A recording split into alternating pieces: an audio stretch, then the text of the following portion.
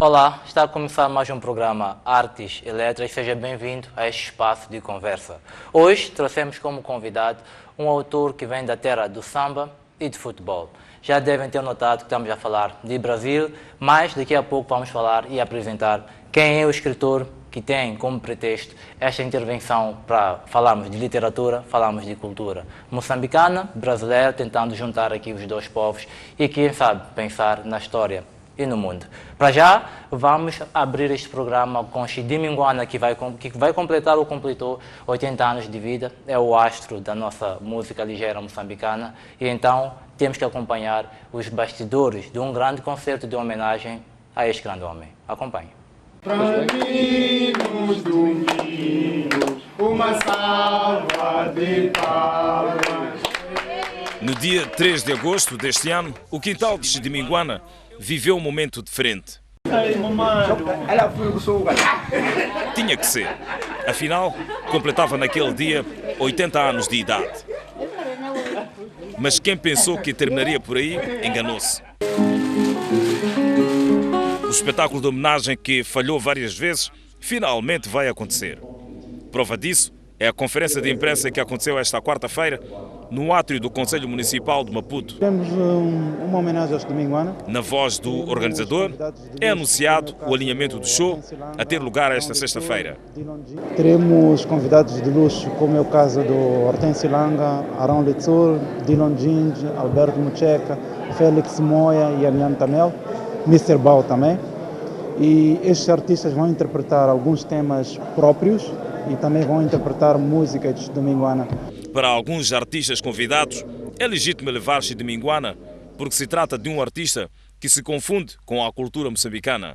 Que o Chidi Minguana merece, porque o Chidi Minguana já é uma figura emblemática da nossa cultura, é uma figura incontornável da nossa cultura. Então, celebrar o Chidi Minguana é celebrar a cultura moçambicana, é celebrar a moçambicanidade. Ele, nas suas músicas, incorpora valores culturais. São temas educativos, fala sobre diversas facetas da vida, a relação homem e mulher, tudo que tem a ver com as relações humanas, nós encontramos na música de Chidi Minguana. Esta não é a primeira vez que Chidi Minguana é homenageado, mas desta vez será com toda a pompa e circunstância. É uma homenagem mais profunda. 80 anos de vida de Chidi Minguana foram feitos à base de sacrifício, desde a infância dele, que iniciou a sua carreira em Vulto, em Gaza, ainda pequeno. Depois disso, até ele foi apelidado pelo presidente Samora Moses Machel por embandeiro da música moçambicana. Este concerto, que promete iniciar às 19 horas, é também a celebração dos 67 anos de carreira, que conta com mais de 10 álbuns discográficos.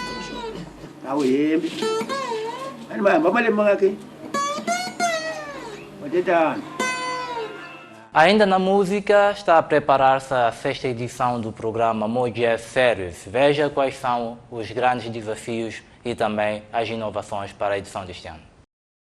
Diferentes figuras, entre patrocinadores e parceiros do More Jazz Series, juntaram-se na tarde desta quarta-feira para falar de mais uma aventura do More Jazz Series.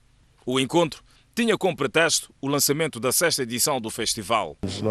Nós não somos um evento, recusamos-nos a ser um evento, mas somos uma marca moçambicana que tenta desenvolver novas tendências positivas para tornar a nossa cidade mais atrativa e tornar o nosso país, né, no âmbito da promoção do turismo qualitativo cultural.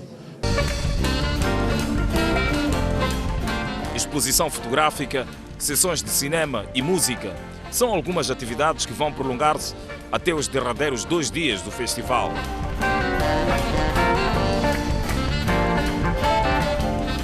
Acontece 28 e 29, vão ser anunciados, mas tu antecipaste. Temos a vir de Cuba o super pianista Grammy Award winner Omar Sosa. Temos a vir da Itália a pianista e cantora Susana Stivali. Temos a Vida da África do Sul, a cantora Judith Sipoma, temos o Moreira Project, temos um moçambicano residente em Durban chamado Ildo Nanja, que lançou um disco novo, temos o More Jazz Big Band, temos o Projeto Canimambo, que também alguns dos meus membros vão fazer uma apresentação durante o More Jazz. Sim.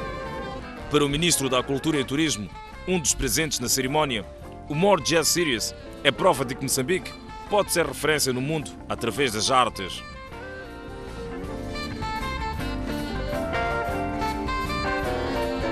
Estou satisfeito porque há uma juventude aguerrida no campo da cultura e que já percebeu que, afinal de contas, a cultura não é apenas uma palmadinha para satisfação espiritual, é também um meio de produção de riqueza. E este jovem, essa aposta, mostra claramente que é possível vivermos da música, é possível tornar Moçambique de referência a partir das artes e cultura. E é mesmo isso. More Jazz Series pretende expor o mosaico turístico-cultural do país pelo mundo fora.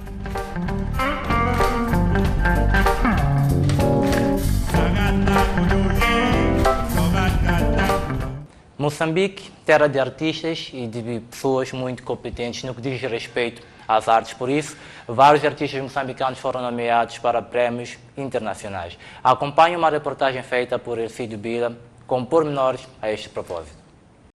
Artistas e críticos de arte são unânimes em admitir que não existe indústria cultural no país. A falta de editoras discográficas, políticas culturais e pouco incentivo por parte do governo e de outras entidades são alguns fatores que fragilizam o mercado. Entretanto, há cada vez mais obras moçambicanas a destacarem-se além fronteiras. Prova disso são as recentes nomeações a prémios internacionais.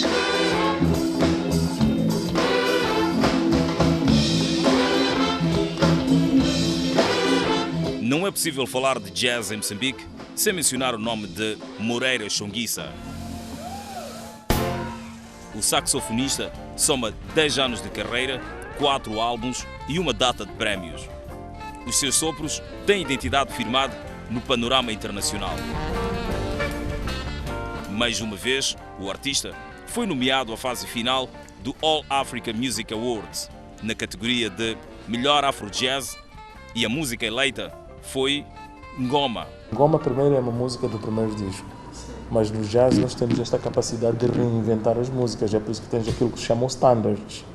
Então, Ngoma agora parte do novo disco que é Moreira Chonguissa Live at Polana Serena Hotel, Maputo, Moçambique. Trata-se do More Jazz Series, que este ano entra para a edição 6.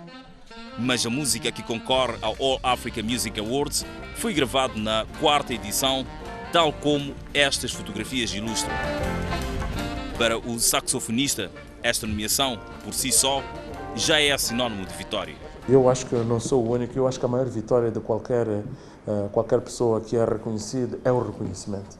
Não é necessariamente pegar o troféu. Para esta categoria, Moreira vem enfrentar verdadeiros monstros do jazz. Bocan Dier, Carmen Souza, Canli Ayu, Ohun, Ray Lema Quintet e, claro, o incontornável Jimmy Dudu. A música com que Jimmy concorre é bem conhecida, mas as suas cordas mágicas deram-na novo rosto, por isso é fresca. O tema Hadeva consta do seu 9º álbum, lançado recentemente em Maputo.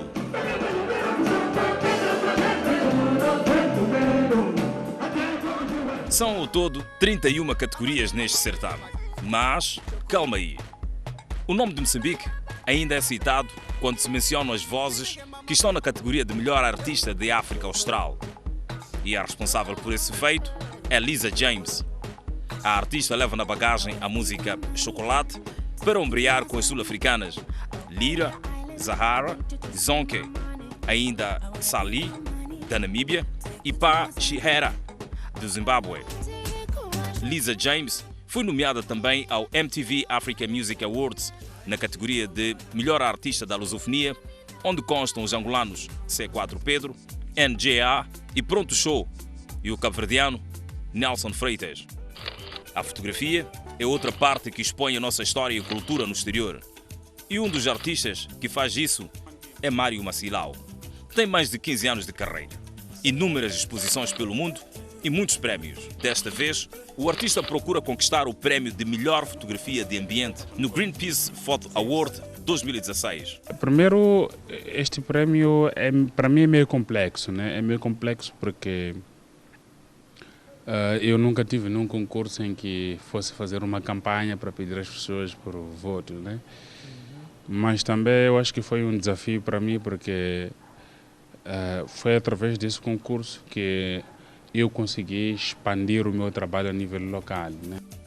Macilau concorre com 11 fotógrafos de todo o mundo.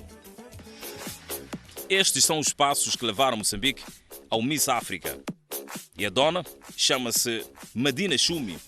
Tem 25 anos, 1,77 metros de altura. Tem as passarelas como seu espaço de ação. Desde 2007 que anda nos desfiles de moda e só uma edição do Moçambique Fashion Week é que lhe escapou. A modelo é finalista do Miss África depois de um casting renhido em Maputo com 600 candidatas. Fui apurada para a final em julho deste ano e de lá para cá estou mesmo nessa parceria e em busca de mais apoio a nível do Moçambique. Para sagrar-se vencedora, a modelo tem os seguintes trunfos: a humildade, a sinceridade e a simplicidade. São as melhores características que a pessoa pode levar do seu país. E mostrar também o símbolo africano, a negra pura que sou. Medina vê esta oportunidade como de ouro, tendo em conta as fragilidades da moda moçambicana. Nem sempre temos essa oportunidade. Em Moçambique, em termos de moda, não temos lá muito foco nisso. Com ou sem sustentabilidade, as obras moçambicanas são de grande destaque no estrangeiro.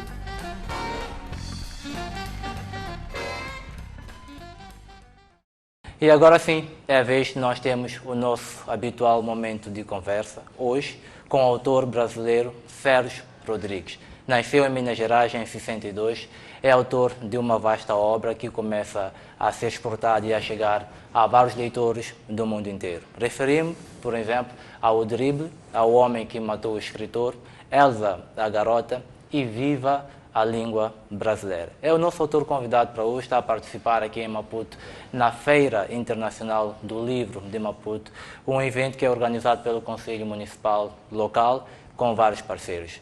Partindo daqui, nós vamos tentar mergulhar no imaginário do escritor e eu agradeço desde já. Seja bem-vindo por ter ao programa Artes e Letras e a Moçambique. Sou eu que agradeço pelo convite, Remédios. É um prazer estar aqui. Sérgio, partindo mesmo de O Drible, que é o Prémio Portugal Telecom, é o livro inevitável quando falamos de si como autor. Eu noto, ao ler este livro, uma espécie de um diálogo, uma narração em forma de diálogo que nos faz pensar que Sérgio Rodrigues tem aqui uma necessidade de ter um diálogo consigo mesmo. Por que este traço, esta tendência de conversar consigo mesmo e por que manter este estilo literário? Bom, é um ponto de vista um pouco novo para mim, esse que você viu no Drible. Acho perfeitamente legítimo. Talvez todo livro seja, pelo menos todo livro de ficção, seja uma conversa do autor consigo mesmo, né? Eu não faço uma literatura intimista. A minha literatura ela é voltada para fora, digamos assim, né? Eu conto histórias, eu estou preocupado com o ambiente social, histórico em que circulam os personagens, com questões do tempo dos personagens e como isso interfere na vida deles. Eu não tenho nada contra a literatura intimista, mas não é a minha literatura. Mas você tem razão, porque por meio desses personagens, o que um autor acaba expressando são partes da sua própria personalidade, né? Que você bota em jogo ali, você bota aquelas visões de mundo em conflito. Eu acho que, no fim das contas, todo escritor ele acaba escrevendo sobre si. Ainda que não seja autobiográfico, o material que ele tem para trabalhar é um material da sua própria vida, das suas experiências, das suas vivências. Neste livro nós temos um retrato familiar, conflitos familiares, embora não apareça muito quando nós vamos espreitar a crítica sobre o Drible, mas temos também esta realidade. E temos talvez uma realidade que é mais preenchida pelo narrador, que é a do futebol. Um retrato que acaba nos dando uma imagem de Brasil como um grande estado de futebol, que nós sabemos que é e que nós assumimos também. Mas por que manter este retrato e por que, através da literatura, exportar para todo mundo esta realidade? Bom, o Brasil é, de fato, um país profundamente apaixonado por futebol. É um país que, de certa forma, se explica e se define pelo futebol. E também por isso é um país em que o futebol está recheado de clichês, né, da nacionalidade, clichês da autoafirmação, clichês de uma certa superioridade brasileira e tal, que são, como todos os clichês, feitos tanto de verdade quanto de mentira, né, mitos, né. O drible é uma tentativa de dar conta dessa questão por vários lados. Eu acho que se o livro é um livro bem-sucedido, for um livro bem-sucedido, ele será um livro bem-sucedido por conseguir encarar o futebol com todo o respeito que ele merece, como um traço fundamental da cultura brasileira, né? Sem nenhum tipo de snobismo, de alta cultura, porque afinal não passa de um jogo popular. Tratar o futebol com respeito e ao mesmo tempo com um olhar crítico, de ver o quanto a narrativa futebolística pode ser explorada em termos de clichês patrióticos, ufanistas e tal. E por meio dos personagens, eu acho que é isso que o livro busca fazer, né? Mas o Brasil de fato isso. Não dá para negar que se você não encarar de alguma forma o futebol, você não vai conseguir fazer um retrato completo do que é o meu país. Em algum momento escreveu para preencher um vazio este livro? Preencher um vazio meu ou da cena cultural? Do repertório assim? literário brasileiro? Não, assim, desde pequeno eu ouço a história de que a literatura brasileira teria uma dívida com o futebol, né? Justamente pelo fato de o futebol ser tão importante, obviamente importante, na cultura e na vida das pessoas, nas relações familiares, inclusive. Essa é uma questão central do livro, né? A relação de um pai e um filho. O futebol é uma linguagem que atravessa gerações, então ele permite uma comunicação entre pais e filhos que poucas outras coisas permitem, né? Poucas outras manifestações culturais permitem uma comunhão tão grande em torno de uma ideia quanto o futebol. Na música, na política e tal. Em geral, pais e filhos se distanciam, né, nos seus gostos e nas suas escolhas. Né? E no caso do futebol, não. A paixão por aquele clube, por aquele jogador, por aquela camisa, inclusive por jogadores do passado, né, o culto aos jogadores do passado, isso tudo permanece muito vivo e permite um diálogo entre gerações muito forte. E eu ouço, voltando à sua pergunta, eu ouço desde pequeno essa história de que havia uma dívida a ser paga. E eu acho que isso sim serviu como estímulo, né, quando eu comecei a escrever esse livro. Eu tenho dito às vezes que a literatura tanto pode ser um espaço de covardia, em que, por exemplo, o autor de um livro pode se refugiar através da evasão, esta fuga permanente em relação à realidade, mas também pode ser um espaço de coragem, na medida em que nós vamos abordar determinados assuntos, determinadas realidades e vamos intervindo, inclusive, na configuração de um país. Qual desses dois termos lhe atrai mais ao escrever? Bom, eu espero que seja mais corajoso do que covarde, mas eu acho que toda escrita criativa, né, é uma forma do autor lidar com seus fantasmas, né, com suas obsessões, os seus traumas e tal. Então eu acho que uma certa medida de fuga é inevitável, né, porque ninguém consegue encarar de frente todos os seus fantasmas. É uma questão de sobrevivência, você driblar, né, alguns deles. Mas eu me considero um autor bastante corajoso no sentido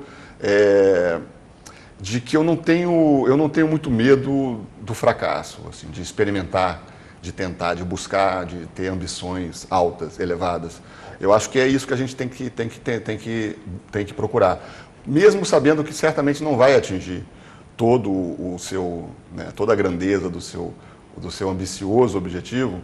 O fato de você ter um objetivo muito elevado vai te levar mais longe do que se você tiver um objetivo modesto e acanhado de saída. Então, eu acho que a coragem ela é muito importante nesse sentido. É claro que há outras formas de coragem, em termos políticos e tal, em sociedades fechadas, politicamente fechadas. A literatura pode representar risco de vida para um escritor, nós sabemos disso. Felizmente não é o caso no meu país, que vive, desde que eu comecei a escrever, vive numa democracia em que a possibilidade de dizer mais ou menos tudo o que você quiser dizer está ali, está presente, né? Mas a coragem estética, eu acho que é algo que falta a escritores que não conseguem,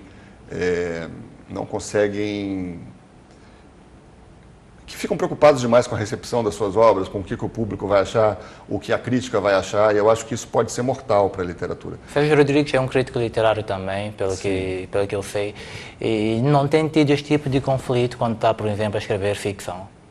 Olha, o conflito, quando eu estou a escrever ficção, não. Quando eu sou crítico, sim.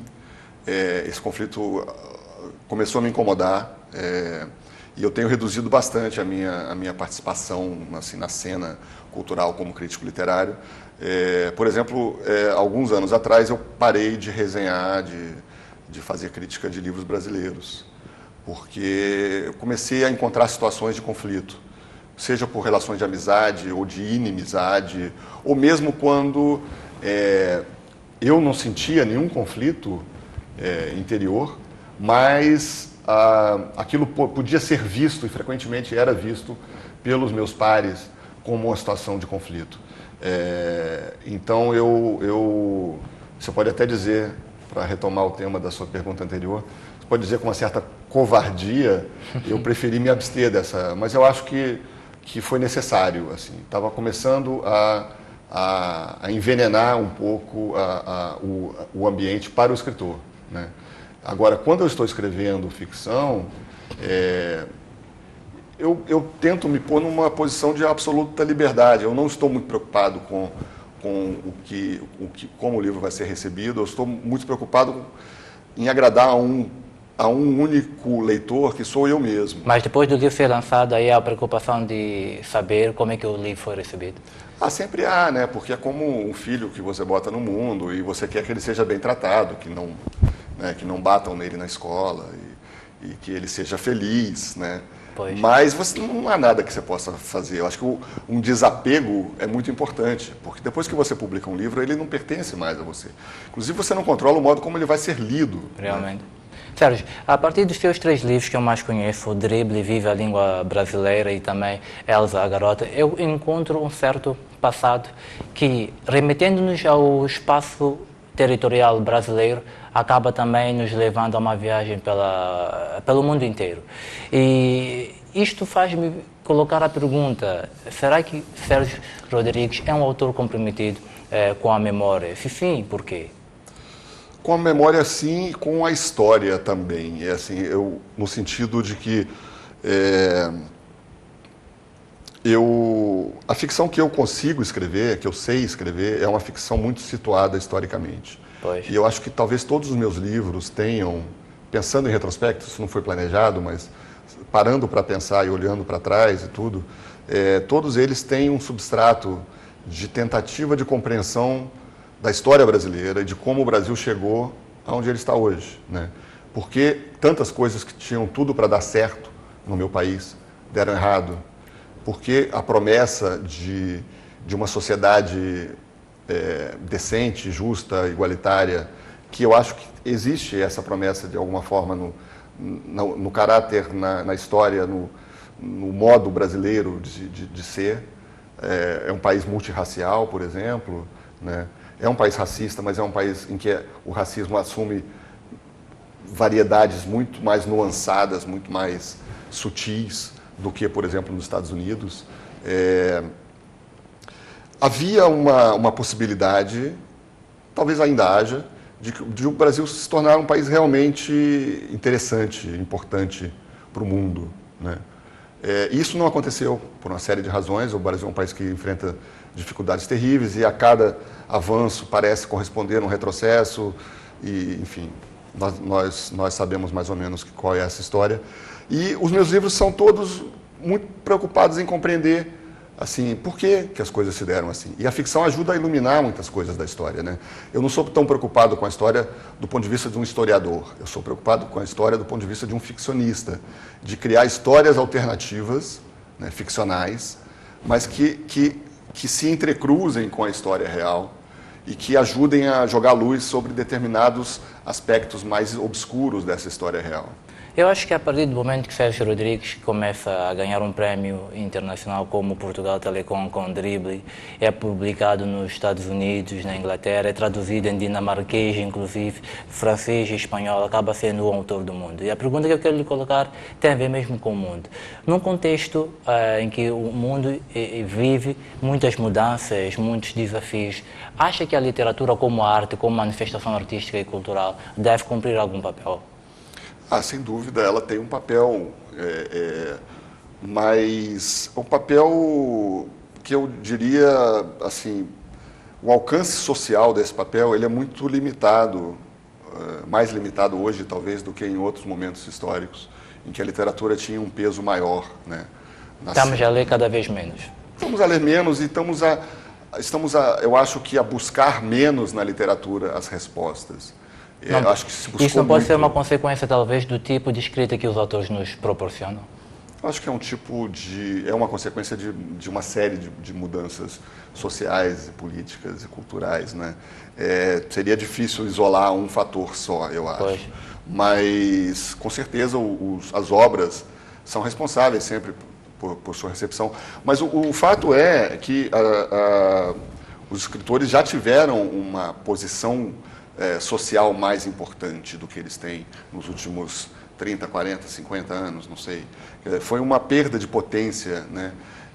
Ouvia-se a opinião dos escritores sobre tudo, em determinado momento do século XX, eram sábios, né? Sim. Como sábios da aldeia.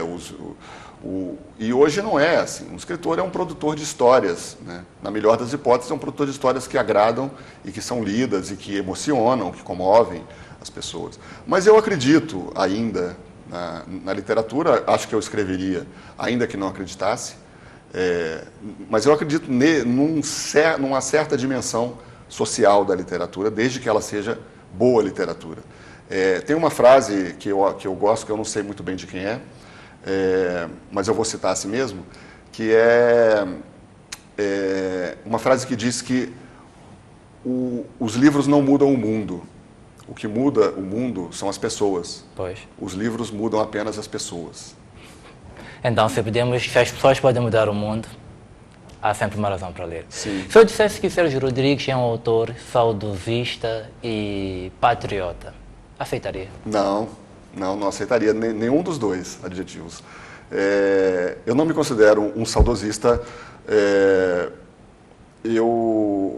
Eu acho que o saudosismo é um sentimento tóxico e muito enganoso, né? Nós tendemos a ver o passado com lentes cor-de-rosa. Pois. Não é? E o patriotismo, eu tenho muito medo do patriotismo. Essa minha obsessão, digamos assim, com compreender o Brasil e tal, eu acho que ela não se confunde com o patriotismo. Acho que o patriotismo ele é usado em nome de causas... amor ao seu país é uma coisa. O patriotismo me parece elevar isso a um grau um pouco perigoso de irracionalidade, né? É preciso reconhecer os defeitos do seu país, é preciso reconhecer as limitações do seu país, sem deixar de amá-lo, né? E sem permitir que isso estrague a sua relação com ele, envenene essa relação.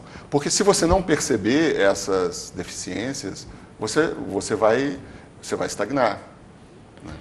Em literatura, os autores, às vezes, escrevem como resultado das suas vivências. As vivências dos autores acabam interferindo, não é? E eu acho que não existe literatura, não existe autor-escritor alheio ao mundo que lhe circunda, não é? No seu caso, escreve para se livrar dessas vivências que foi acumulando ao longo do tempo, ou pelo contrário, escreve para imortalizar essas vivências? Eu acho que um pouco de cada coisa, depende da vivência. Eu acho que existe um componente de exorcismo na literatura. Tem certas coisas que ficam meio entaladas na sua garganta e que você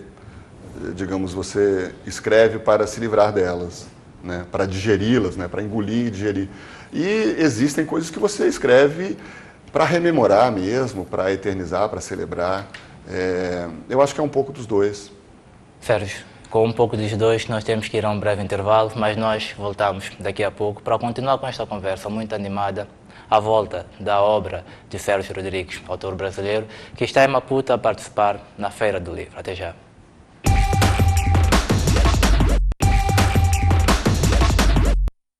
Última parte do programa Artes e Letras, está a acompanhar-nos desde a primeira parte, sabe que estamos hoje com um convidado, autor brasileiro, que venceu o prémio Portugal Telecom 2014 e que já em 2011 havia vencido um outro prémio Governo do Estado, pelo conjunto da sua obra, que está cada vez a ser apreciada pelo mundo inteiro.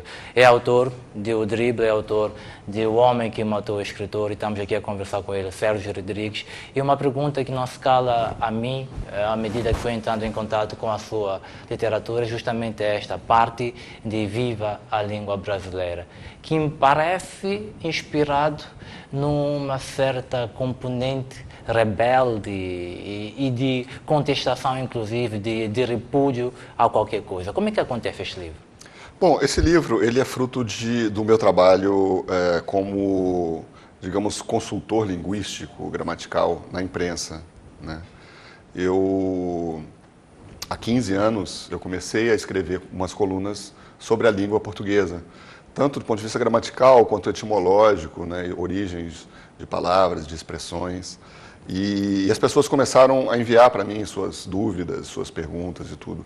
Ao fim de 15 anos eu tinha um material imenso de colunas, eu reescrevi esse material, escrevi coisas novas também, e ele se transformou nesse livro, Viva a Língua Brasileira.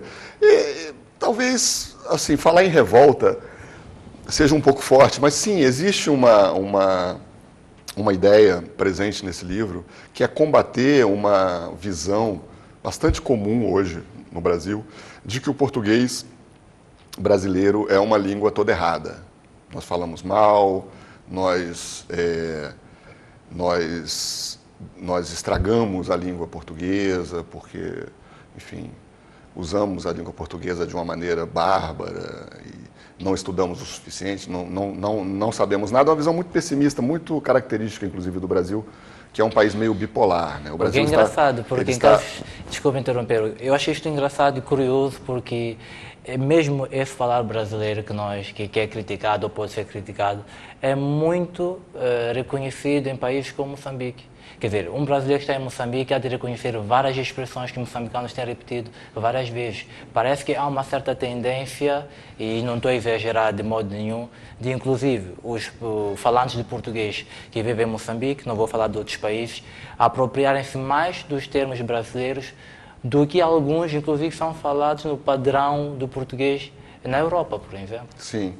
Não, é bom saber disso. Não me surpreende, eu acho a língua brasileira, quer dizer, portuguesa, falar da moda brasileira, uma coisa linda. Eu acho que é uma grande aventura linguística, histórica, que ocorreu de 1500 para cá.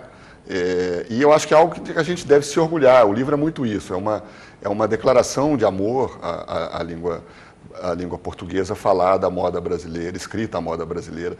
Porque, veja bem, eu acho que existe uma certa tendência autodepreciativa, que é claro que não é unânime na sociedade, de modo algum, mas está na moda nos últimos anos, que diz, uma parte desses críticos, digamos assim, diz que o Brasil estraga a língua portuguesa, e uma outra parte diz que a língua portuguesa já era estragada antes, quer dizer, é uma língua toda difícil, complicada.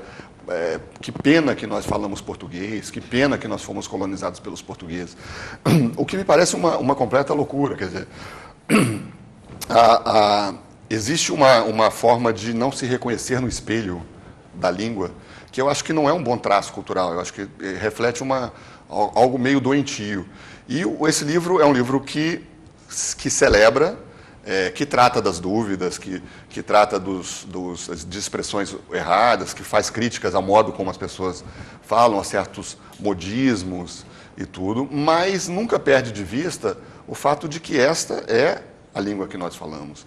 E é a língua que nos expressa, e há muita beleza nessa língua. E é a língua que vos identifica, acima de tudo. Sim, eu sou apaixonado pela língua portuguesa, não só pela língua portuguesa falada no Brasil, mas pela língua portuguesa como um todo, né? Eu não preciso detestar a língua do meu país para admirar a língua que se fala em Portugal, para ler autores portugueses com admiração. É engraçado como as pessoas elas têm uma certa tendência a rejeitar a diversidade, né? O que é diferente de você, o que é diferente de si, é algo negativo. E eu acho que a diversidade ela deve ser celebrada, né? A diversidade é uma riqueza. O fato do português não ser exatamente igual no Brasil, em Portugal, e mesmo dentro do Brasil, você tem regiões, variações regionais muito marcadas, né? Isso, na minha opinião, é obviamente uma riqueza linguística e não algo que nós devemos lamentar. Tem pensado no que impacto um livro como este pode ter, por exemplo, para os leitores do futuro? Os leitores do futuro, eu não sei. Os leitores do presente têm gostado do livro. E isso é mais do que eu poderia prever, porque eu realmente como eu acho que eu já até falei antes, eu acho que a preocupação com a recepção de um livro nunca está muito presente na minha cabeça no momento em que eu escrevo. Ele precisa agradar a mim mesmo, né? Ele precisa ser de alguma forma honesto com o que eu acho, com o que eu sinto e tal. Então, o livro está indo muito bem. Acabou de sair, né? Tem menos de um mês de vida ainda. Mas eu espero que ele esteja desfazendo certos mitos, certas expressões de má vontade e tal, que algumas delas são muito tolas. Tem muita bobagem sendo dita sobre esses assuntos de língua. Eu espero que ele desfaça esses mal-entendidos. É um autor que simpatiza muito com a cultura popular? Eu simpatizo com a cultura popular. O modo como eu entendo a literatura não faz, assim, me diz que não faz muito sentido você estabelecer um muro entre a cultura erudita e a cultura popular. Eu acho que isso é um muro artificial, ou pelo menos é um muro não produtivo para um escritor, o modo como eu entendo, né, como eu trabalho. Tanto no nível da linguagem, em que eu misturo o registro culto com o registro popular na mesma frase, quanto no nível das histórias, que um tema que é considerado um tema menor, como o futebol, por exemplo, do ponto de vista de um erudito, né, é um tema perfeitamente trabalhável na ficção. O que não impede que uma questão elevada de filosofia também seja no mesmo livro. Eu acho que essa mistura, essa mestiçagem, digamos assim, eu acredito que seja o grande caminho da literatura, como eu a vejo. Pois. Sérgio Rodrigues também lançou já há algum tempo O Homem que Matou o Escritor. O homem que está aqui comigo é o homem que matou o escritor ou que deu a vida ao escritor? O Homem que Matou o Escritor tem essa ambiguidade, né? Porque é um pouco a teoria freudiana da necessidade de matar o pai simbolicamente para se constituir como indivíduo adulto, né? O Homem que Matou o Escritor é o meu primeiro livro, é um livro de contos, e é um livro em que eu estava digamos assim, eu estava me livrando com esse livro de uma influência brutal, uma influência imensa, digamos, a influência do pai, que pode ser nociva, se você não conseguir se libertar dela em algum momento, ela pode te paralisar, né? A influência do Rubem Fonseca, que é um escritor, enfim, um grande escritor brasileiro, que ainda está vivo, bem idoso, né? Mas ainda escreve. O Rubem Fonseca teve, nos anos 70 e 80, uma fase, a meu ver, brilhante, e foi uma influência muito grande para a minha geração. Uma influência da qual alguns dos meus colegas não conseguiram se libertar. jamais. Pois. E da qual eu creio que me libertei no Homem que Matou o Escritor, que é ao mesmo tempo, portanto, uma homenagem ao Rubem Fonseca e uma tentativa de assassiná-lo. E consegue? Creio que sim, continuei escrevendo. Então eu acho que algum caminho eu encontrei ali. E se no Homem que Matou o Escritor ainda é bastante visível uma certa temática, uma certa linguagem fonsequiana, de lá para cá eu acho que eu fui me afastando cada vez mais desse caminho e acredito ter encontrado uma voz própria. Há quem diga que escrever contos é um pouco ligeiramente ou muito difícil em relação a escrever romances, porque em contos temos que aglutinar tudo em poucas páginas. Sérgio Rodrigues é autor de um livro de contos, e autor também de romances. Tem uma preferência em termos criativos no que diz respeito à produção aqui? Hoje eu sou mais um romancista do que um contista. Eu me vejo, as histórias que me vêm são histórias de fôlego maior e o entrelaçamento das histórias. Um romance nunca é uma história só, né? É um feixe de histórias necessariamente, enquanto um conto pode ser uma história só. Pois. Esse entrelaçamento, esse feixe, me interessa cada vez mais. Como você monta uma estrutura em que todas essas histórias se encaixem e com a qual você possa construir alguma coisa que fique de pé, né? Que não caia, que não desmorone. Eu não gosto dessa ideia, é um clichê, né? De que escrever contos é mais difícil do que escrever romances. Eu acho que escrever contos pode ser mais fácil se a inclinação do escritor for por contos, e pode ser impossível se essa inclinação não for por contos. E é a mesma coisa o romance, é a mesma coisa um poema. Eu não gosto de estabelecer hierarquias entre os gêneros, não. Sérgio Rodrigues também é jornalista, eu acho que mencionei aqui ao longo da conversa em algum momento. Esta profissão, acredito, tem valido muito na sua criatividade literária? Muito, muito. Eu acho que foi uma escolha acertada. Eu decidi ser escritor muito pequeno, muito criança, e escolhi o jornalismo porque era uma forma de profissionalização da escrita, né? Eu não queria ser um jornalista para derrubar o presidente com matérias de denúncia.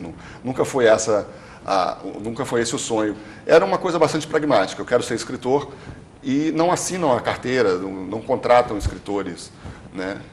Não pagam salários a escritores, mas pagam salários a jornalistas. Pois. Então eu fui ser jornalista como uma forma de criar uma carreira nas letras, né? Acabou sendo, eu acho, pelo menos no meu caso, uma escolha muito acertada, porque o jornalismo me abriu uma visão de mundo, né, que eu acho que de outra forma teria sido bem mais difícil de conseguir. Eu virei correspondente internacional muito jovem, eu conheci muitos países, enfim. Eu acho que eu me tornei uma pessoa menos provinciana por meio do jornalismo, e isso, obviamente, é muito bom para um escritor. Agora, o jornalismo ele pode ser perigoso para um escritor, na medida em que eu conheci muitos jornalistas que tinham planos de escrever romances e tal, e que nunca o fizeram. Eu acho que quando você tem a ilusão de que basta você substituir as informações pela imaginação e você já é um escritor, você fracassa, porque a linguagem, a apropriação da linguagem é completamente diferente. O que um jornalista faz não tem nada a ver com o que um escritor precisa fazer. É preciso tomar posse da linguagem de uma forma, encontrar uma voz narrativa e tal, para se fazer literatura, que um jornalista não traz como algo pronto no seu arsenal de recursos, né? Então, há um aprendizado, há um salto aí que precisa ser dado. Mas se você compreender isso, o jornalismo ajuda muito. Ele te disciplina, ele te obriga a escrever com tamanhos determinados, com prazo.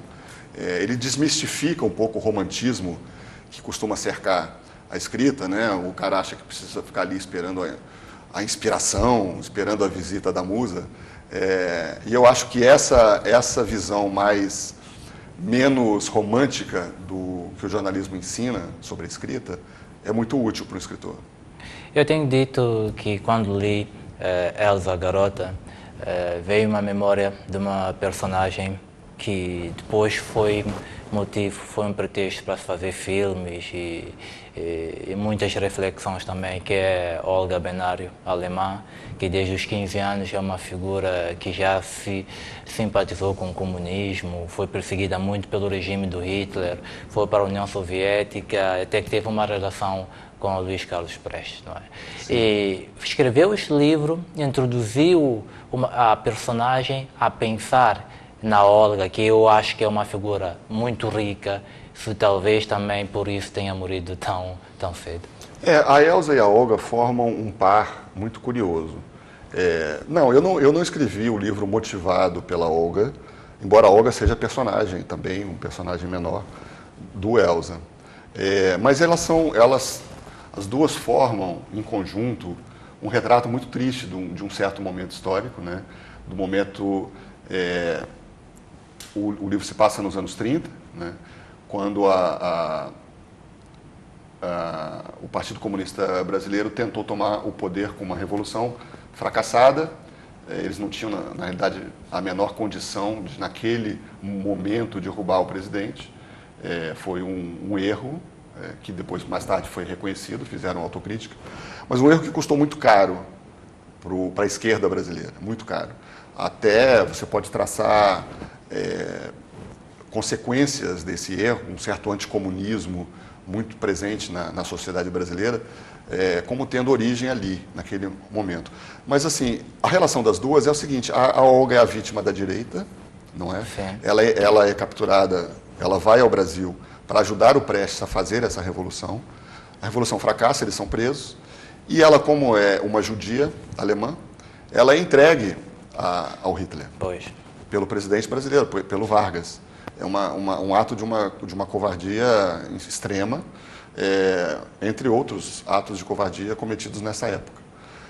Era um momento muito polarizado, os anos 30, né? O mundo estava basicamente dividido entre o comunismo e o fascismo como opções científicas e futuristas de sociedade. A democracia liberal muito fraca, muito esvaziada, muito desacreditada. A Olga é entregue, morre no campo de concentração, grávida, estava grávida, mesmo assim foi entregue, morreu no campo de concentração depois de dar à luz.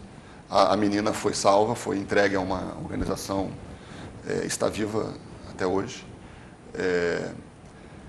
E a Elsa é a vítima da esquerda. A Elsa era uma menina analfabeta, uma jovem menina de 16 anos, que era namorada do secretário-geral do Partido Brasileiro, e que depois do fracasso, quando a repressão do Vargas caiu violentamente sobre todos os comunistas e, na verdade, sobre toda a oposição brasileira, e botou todo mundo na cadeia, inclusive Graciliano Ramos, escritor importantíssimo brasileiro. Chegou-nos cá. Sim? Chegou-nos cá, foi muito lido também, cara. Sim, pois é. O autor de Vidas Secas, não é? Foi preso nessa ocasião também, escreveu Memórias do Cárcere nessa ocasião. A Elsa ficou sob suspeita de estar traindo os companheiros e foi condenada à morte pelos companheiros. A ordem final para o assassinato da Elsa foi dada pelo Prestes. E é uma história também muito triste e também muito covarde. Então elas formam dois polos de uma mesma tragédia, né? Com alguma pretensão? Como? Com alguma pretensão? Há alguma pretensão nisso? Alguma pretensão ao revelar isso? Não, ao colocar essa relação. Não, assim, a relação, na verdade, ela não é colocada nesses termos. O que eu quis foi contar a história da Elsa, que foi uma história abafada. Uma história muito abafada, porque é uma história em que a esquerda saía muito mal, né? E a esquerda brasileira abafou essa história. A direita brasileira também fez mal a essa história, no sentido de que ela inventou muitas mentiras sobre aquele episódio da intentona. Inventou tanta mentira que a própria história da Elsa caiu no descrédito, como se também a história da Elsa fosse mentira. E não era. Então, eu me dei conta, a certa altura, de que havia um buraco na história brasileira chamado Elsa Fernandes, que nem era o nome verdadeiro dela, era o codinome de comunista. Ela se chamava Elvira. Havia um buraco na forma da Elza. Então eu falei, vamos preencher esse buraco. É um pouco a motivação do livro de futebol. Certo. Temos uma lacuna aqui, vamos tentar preenchê-la. É aquilo que eu falei sobre usar a ficção para iluminar períodos da história. É um livro que só foi possível, o Elza, né? Depois da queda do muro, depois que a tensão tão clara entre direita e esquerda se dissipou um pouco, porque ele seria visto como um livro pró-direita, se ele fosse publicado antes disso. E ele, de modo algum, é um livro pró-direita. A direita brasileira sai tão mal do episódio, ou mais, quanto a esquerda. É apenas um livro que conta a história de uma pobre menina que estava no lugar errado na hora errada. E tudo indica que ela não traiu ninguém. Sérgio, não temos muito mais tempo, mas uma pergunta que não se pode também calar, que tenho feito habitualmente. Por que escrever? Essa é a pergunta... mais fácil. Não, a mais difícil, né? Não, eu não sei por que eu escrevo. Eu escrevo por necessidade mesmo, assim. Porque eu seria, eu acho, uma pessoa frustrada, infeliz, se eu não escrevesse.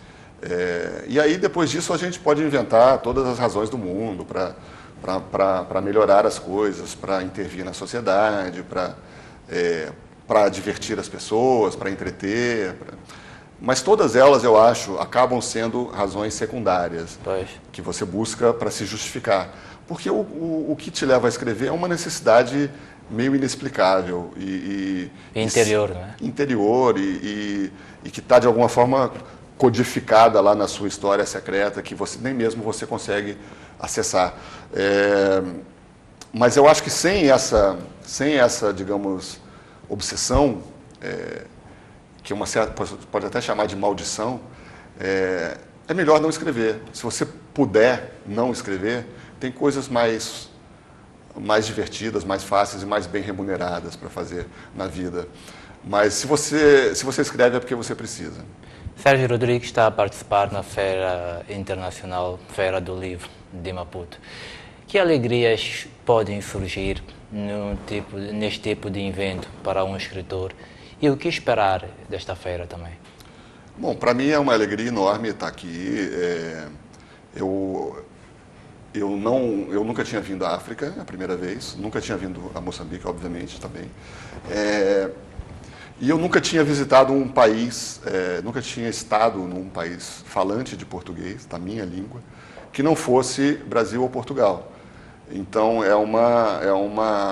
acredito que é uma alegria mesmo, muito grande. É algo que eu pretendo explorar mais, eu quero saber mais da cultura moçambicana, eu quero saber mais do português moçambicano, né? Inclusive, te convido a escrever o Viva a Língua Moçambicana para a gente estabelecer um diálogo... Aí ficamos empatados. Um diálogo através do Oceano Atlântico sobre os modos, né, de apropriação da língua do ex-colonizador e tal, para transformá-la em algo que exprime a nossa alma, né? Sérgio, temos mesmo que ir embora, mas antes quero lhe convidar a sugerir 2 obras, podem ser literárias, cinematográficas, artes plásticas, etc., aos nossos telespectadores. É uma forma que nós encontramos aqui também de fazer com que eles conheçam os gostos e as preferências dos nossos convidados. Bom, eu vou sugerir 2 livros, né? Poderia sugerir filmes e músicas, mas sendo escritor, acho que fica mais apropriado sugerir 2 livros. Vou correr o risco de sugerir um livro que todos os seus telespectadores já leram, que é do grande escritor moçambicano, Mia Couto, mas como eu estou aqui, eu acho que eu não posso fugir disso. Por exemplo, Histórias Abençonhadas, do Mia Couto, que eu gosto muito. E um escritor que vive dizendo que tem influências brasileiras, né, do Guimarães Rosa, do Manuel de Barros. Eu acho fascinante esse diálogo. E que reivindica muito a língua moçambicana já agora, exatamente. Brincando com isto. Exatamente, não, sim. Há um paralelo muito claro entre, né, o que o Mia faz com a língua portuguesa em Moçambique e que os escritores brasileiros fizeram muito. Sobretudo Guimarães Rosa. Sobretudo Guimarães Rosa. que é o que eu me referia como apropriação, né? Que é na verdade, um sinal da riqueza, do potencial de riqueza da língua. O potencial de uma língua, ele não se manifesta só pelo respeito às regras estabelecidas pela tradição. Ele se manifesta também pela quebra dessas regras, né? Pela invenção que ela te permite fazer. E eu vou sugerir um escritor brasileiro que eu, sinceramente, não sei se é disponível, se está disponível... Não faz mal. Em Moçambique, mas se não estiver, por favor, tratem de trazer os livros dele para cá. Que é O Filho Eterno, um romance chamado O Filho Eterno, do escritor Cristóvão Teza. O Cristóvão é um escritor de uma obra já bastante vasta, mas que teve, alguns anos atrás, com O Filho Eterno, um imenso sucesso de público. É um livro que foi traduzido em muitas línguas também. E é um livro que conversa com o leitor, embora seja alta literatura, artisticamente ambiciosa e tudo. É um livro que conversa muito com o leitor, sobre a relação dele com o filho dele que tem síndrome de Down. É um livro bastante autobiográfico, mas é narrado como um romance. É um livro que encontrou um público imenso no Brasil, o que não é comum na literatura brasileira hoje, né? E eu acho que seria uma excelente introdução à obra desse grande escritor brasileiro. Sérgio Rodrigues, muito obrigado por ter vindo a este espaço de conversa de artes e letras e tenha uma boa viagem quando estiver a voltar para o seu país. Obrigado, Remédios, obrigado pelas excelentes perguntas e espero voltar em breve com mais tempo. A gente conversa de novo. Certamente, nós aguardamos. E nós também nos despedimos de si, agradecendo pela companhia, claro, prometendo voltar daqui a uma semana. Até lá, fica bem.